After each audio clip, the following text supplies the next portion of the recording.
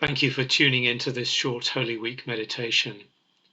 My name is Stephen Wright, and I'm an Honorary Associate Priest at St John the Divine Church in Selsdon. I want to reflect with you for a few minutes about the night before Jesus died and that time he spent in agonized prayer in the Garden of Gethsemane. You can still see today the steep steps that lead down the hillside from the upper city of Jerusalem to the Kidron Valley, the route that Jesus and his friends probably followed after their last special meal together. It was dark. They would have had to pick their way carefully.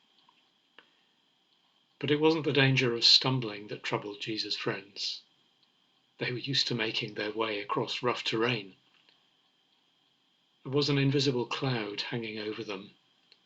Jesus had spoken of going away, and they didn't know what he meant.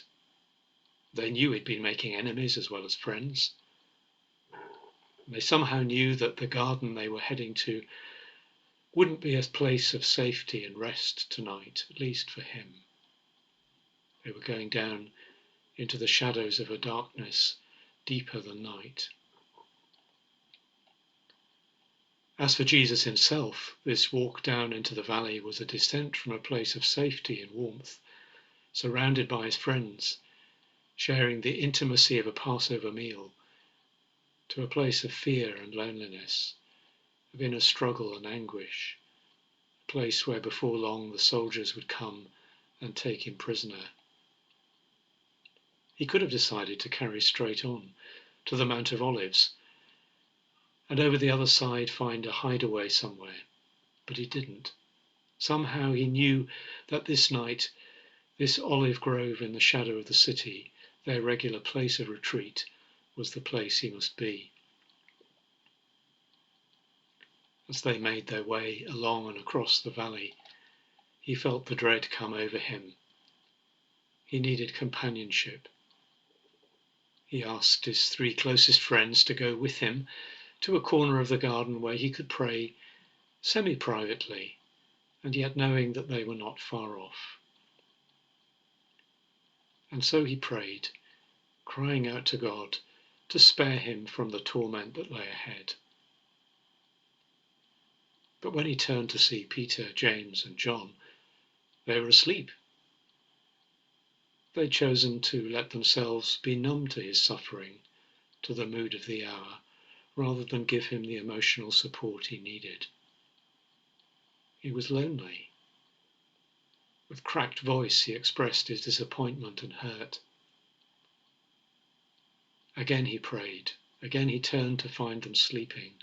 Again he chided them. Couldn't you watch with me for an hour? One final time he prayed that the cup of suffering, the cup of God's judgment, would be taken away from him. And then came the moment of surrender. He told his Father what he wanted, but in the end he said, "Not my will, but yours be done." As he came finally to his friends and found them asleep again, you could almost hear a note of bitterness in his voice. Sleep on now and take your rest.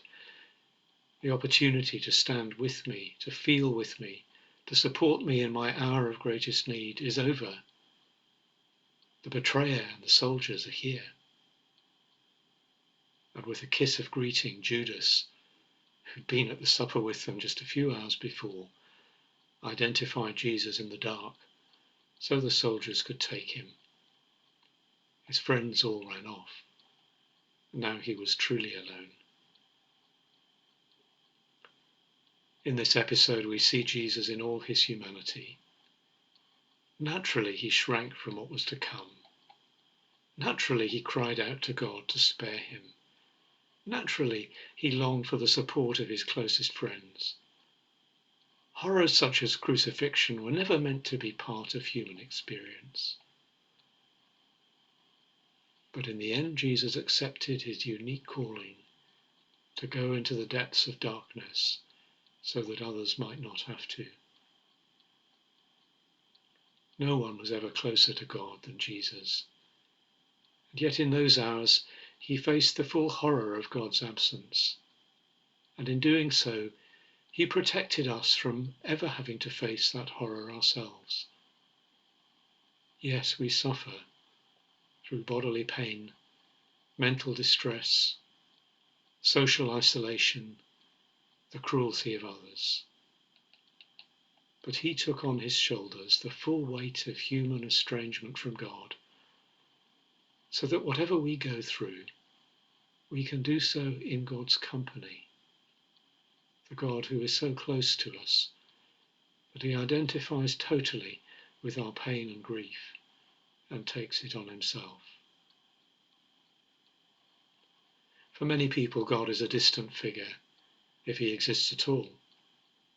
Perhaps a stern master or tyrant, someone we'd really like to avoid or ignore, but who still persists as a kind of nagging presence in our minds. Jesus blows apart that idea of God.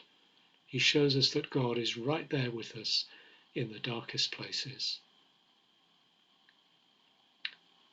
For all who've suffered in Selsdon and Addington over this last year, my prayer is that you will know this Easter time that this God is close to you. As you think about Jesus, remember that in him, God came to share our suffering and bring us back into relationship with himself. And I pray that in Jesus, he will help you to see beyond the darkness the glimmers of a new dawn. May God bless you.